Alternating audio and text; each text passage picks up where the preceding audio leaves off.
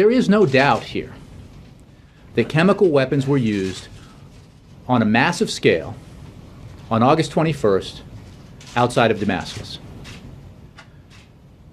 There is also very little doubt, and should be no doubt, for anyone who approaches this logically, that the Syrian regime is responsible for the use of chemical weapons on August 21st outside of Damascus. It appears Americans don't want an intervention. Here's what a latest poll has just revealed. Just 9% of the US citizens who were taking part in the survey want their president to act, while about 60% say that America should stay away from this civil war. When asked about Washington's support for the opposition, about 1/10 said that Obama should do more for the rebels than just arming them, while almost 90% don't want America to help the opposition in any way.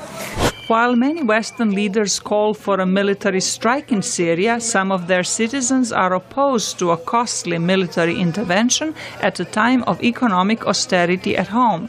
A group of demonstrators gathered outside the Prime Minister's office in London after Britain sought UN backing for action against the Syrian government. But they're going to make it worse, they're going to ruin it, and they're going to make it like Iraq, and we don't want it to happen there. We don't want Syria to be same as Iraq.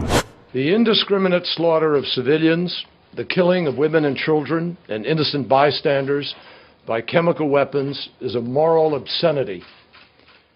By any standard, it is inexcusable, and despite the excuses and equivocations that some have manufactured, it is undeniable.